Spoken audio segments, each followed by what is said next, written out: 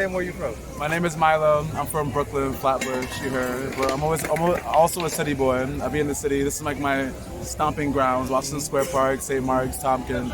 You know, I'm a little bit of a New York icon, so be here, you know. Being a party boy, being in the club scene, doing some shit crazy, or being very creative and like either you work with me in an art scene, or just being me, just being a good, genuine person that like, you know, just like loves people and being like, if you're ever like someone like, hey, what's up, what's your name, da da da. You know, I'm a lover, a partier, and an artist, so you know, for either of those things. Oh, it's lit now. Like now, I think everybody's vaccinated. Like I didn't want to get vaccinated, but like I wasn't gonna get paid if I was not gonna get vaccinated. I can't host parties if I'm not vaccinated, so it's whatever. It's on the popper right now. Everything is back, not back to normal, but back to a certain degree. My name is Gabriella. Where am I from? I like to keep that a secret, but I live in New York right now. Okay. I think of myself as sort of like the downtown philosopher. So you come to me, I give you the philosophy. Now, will a lot of people think that's pompous? Probably, but yeah, I'm a philosopher. And a party girl. Yes, and a party girl. But of course, that the philosophy, a little bit of an Epicurean, and a little bit of an Epicurean, a little bit of a libertine at points, but also an ascetic, if you know what that is. So we're mixing. I'm dropping 10-cent words right now because I can and because I'm on video.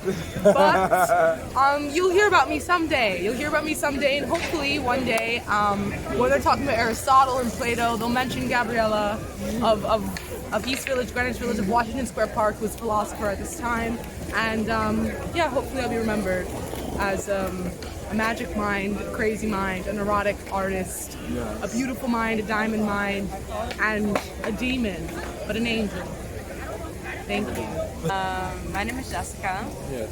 I think I'm Romanian, so there's that. Most people don't. And I speak 5 languages. yeah, she's a polyglot. French, German, Spanish, Romanian, English, and Italian a little bit, and A little bit of a... We can speak. Amore mio. Amore mio, come va? Va bene, Allora. va bene, see? We're little travel partners. We went to Italy this past summer. We went to the south of Italy. I'm a bit of a travel. You can call me Miss Worldwide. She's also a philosopher. She studies international law and stuff like that.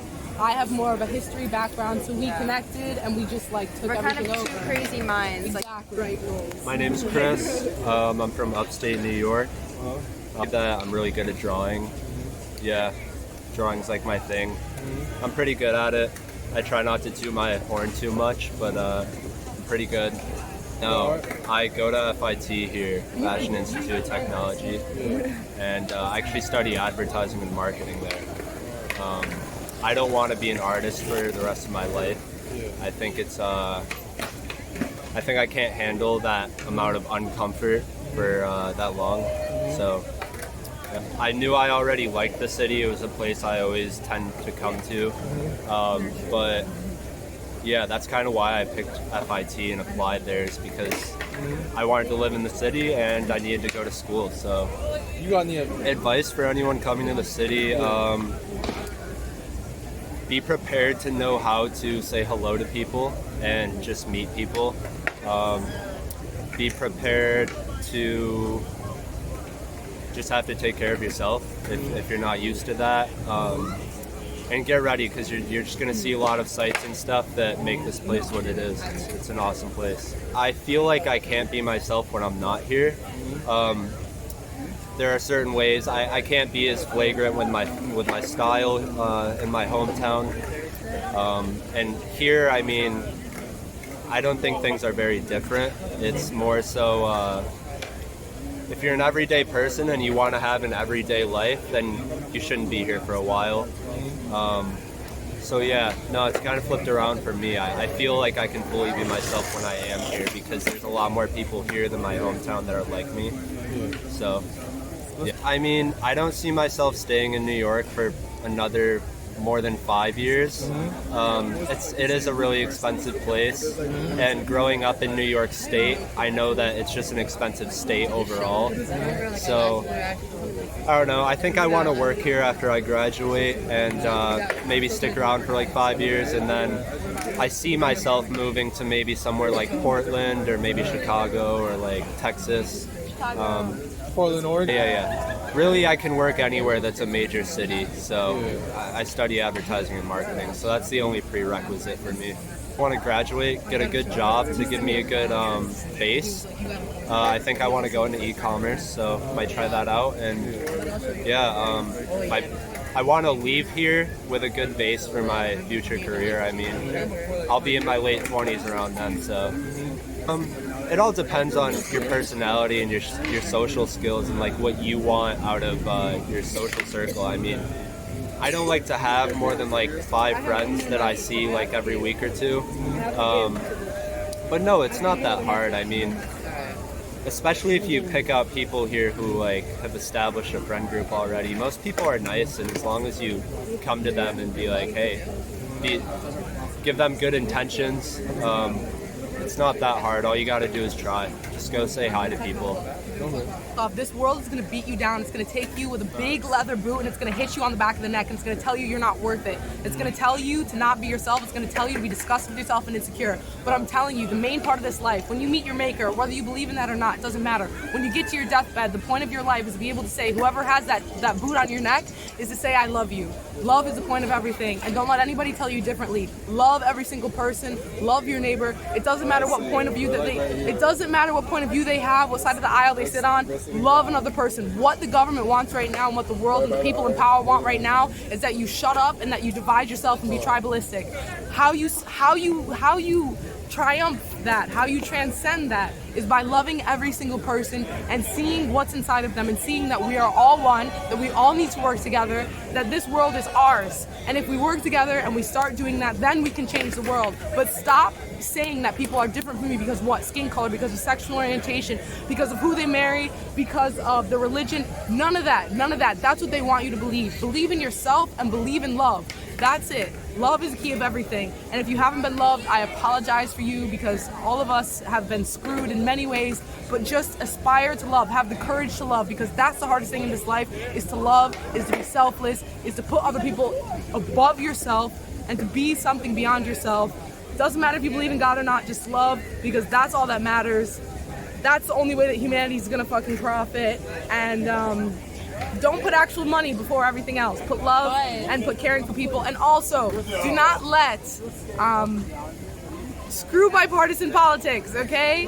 Just put aside your personal agendas and just go for what is right and for what benefits humanity.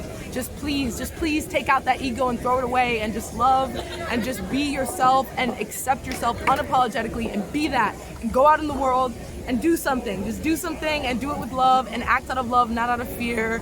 For what's the thing that I'm gonna say? Rumi, a famous mystic, I think he was Hindu, he said, I'll meet you on the other side. Put away your thoughts here, put away your thoughts there. I'll meet you on the other side. There's a field there and we'll meet, and we're all gonna be one in the end. So please don't let this life fool you. All the veils of illusions of politics and all these things.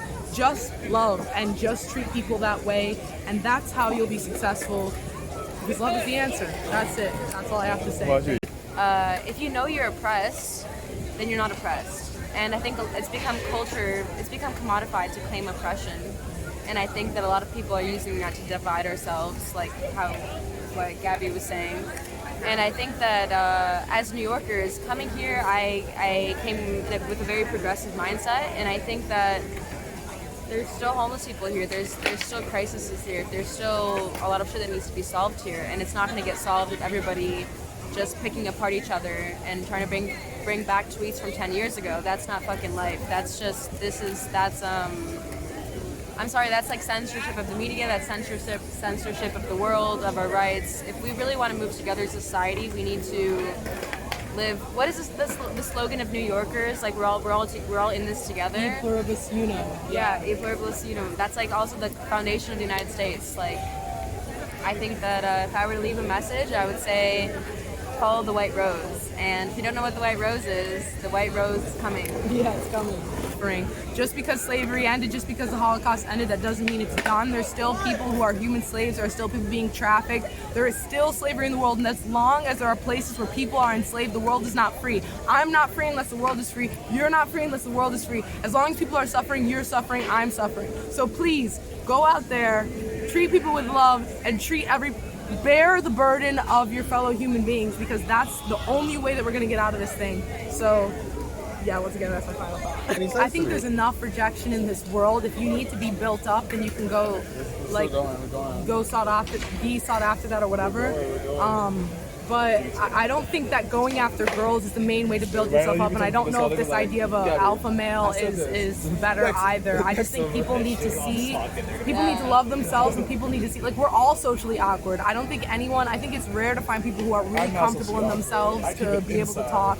And once you internalize that and you realize that, like, I think you can find some freedom and stop looking at women, and I mean this on women's side to men and men to women, like, stop looking at people as objects, just as fellow human beings who are suffering, and just treat them with respect and not as something to, like, conquer, you know what I mean? Like, that's not what's going to help you. What's helping you is looking at yourself truthfully and objectively.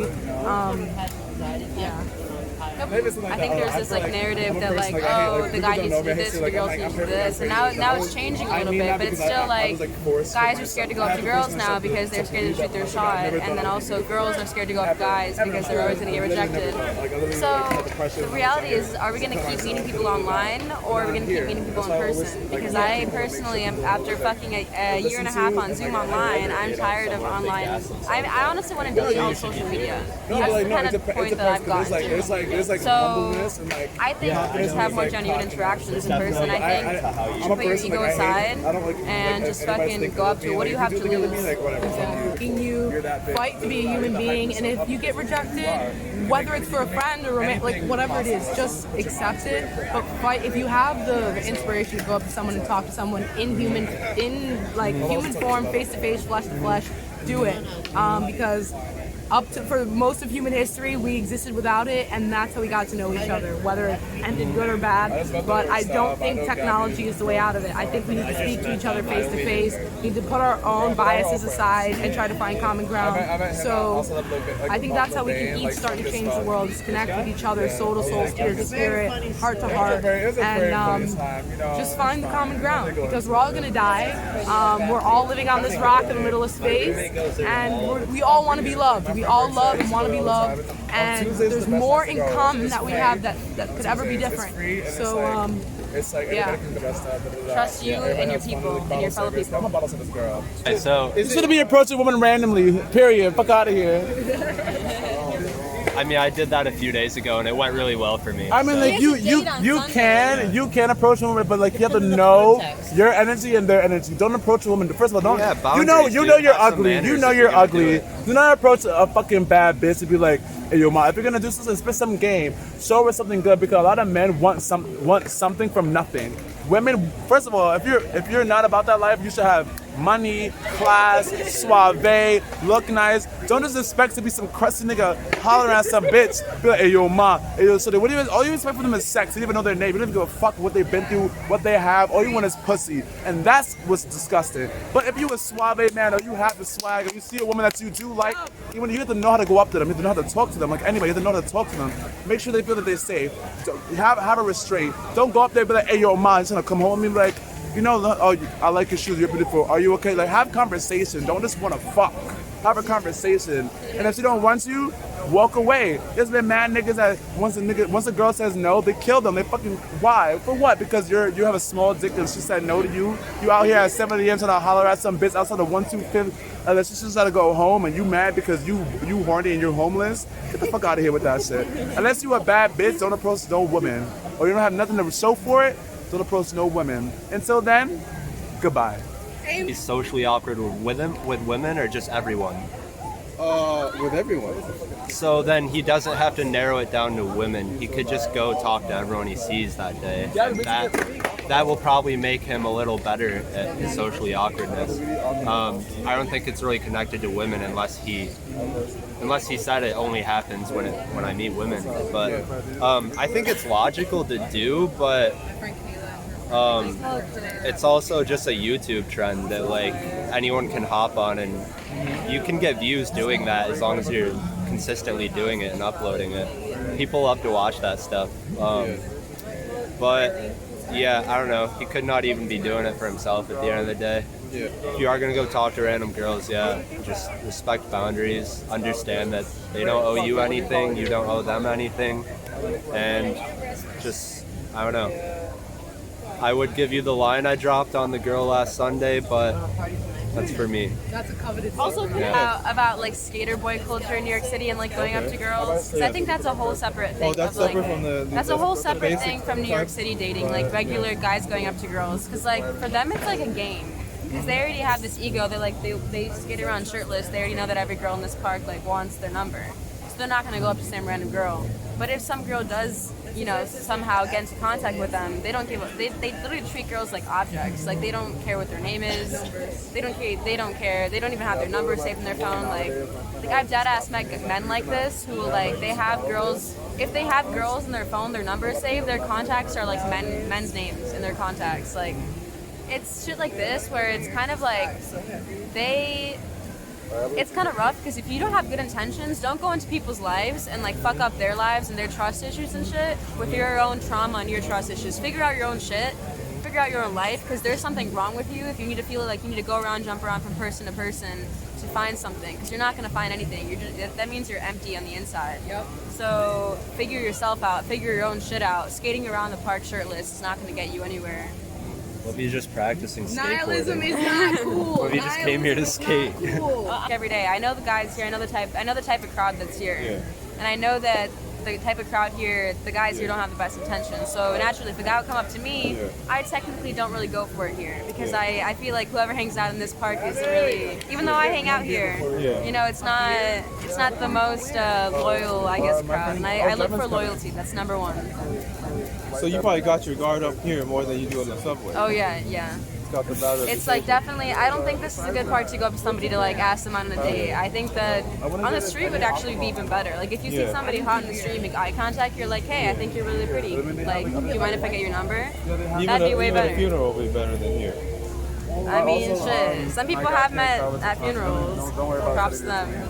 I live in Union Square. I think there's a lot of lunatics around that part too. I think that definitely, I've lived in New York City for 4 years now, so I think that Washington Square Park itself has become a crazy area in the sense that I remember like I got stopped by a cop once for smoking a cigarette in the park, and now there's people smoking and selling weed right outside downtown. So there's something really weird about that dynamic where it's like, how do you legalize? I mean, this is a legal question, but how do you legalize something and then 2 years later everyone's chill with it? But I mean, there's heroin, people shooting heroin needles in this park. The cops are right there, literally flashing their lights right there. They don't give a fuck. White. I just So what are they there for? That'd be like. I don't really know. There are lunatics here, but there also are cool That would be people. like appropriate. Washington Square Park has been the first place that I really like enjoyed. I think now it's become even more popularized since. This is like the go-to park in New York City to hang out. Yeah, like like there's with people college here. students, Everything. yeah. Like everyone around here is under the age of 30. a place for college students. Yeah. I don't know. I don't think grad students really hang out around here. Right. So it's definitely a younger scene. I'm an artist. I draw mainly anime and Marvel and DC characters. If you ever need a commission, my art page is Verdant, like the color green. Verdant, VERDANTLY. Verdantly. So go ahead and follow me if you want some art. I charge. I don't have any like famous stuff, but this is the girl from Squid Game. Go watch that show. It's a great show. Shout out to my mom and dad. Love you guys. That's my number one thing. I taught myself how to read when I was like 4. I'm not even gonna lie. I love reading books. I read hella books all the time. Fiction, non-fiction? I read everything. I read philosophy. I read history. I yeah, read that's right, you said everything. Yeah. My number one philosophy book is Dialectic of Enlightenment. It's by Adorno. He's a German philosopher.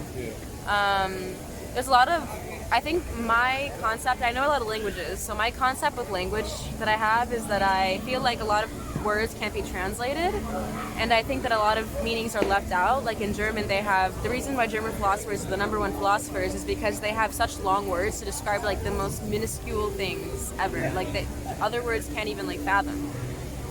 So I'm also interested in religions. I'm taking a religions class, and I'm learning about this concept called the Tao, which in Taoism is like the way, and it's like the way of like just like being with life, and I'm trying to practice that in my everyday life. So I think I'm on a spiritual path right now. I think if I want to be known for something, I want to be known for changing the world in a better place. Not in a sense that I feel like I can do something crazy, but at least adding good energy and adding real wokeness, not like fake wokeness, like oh, you wear cornbraids and you're racist, and that's not woke. That's just society brainwashing you.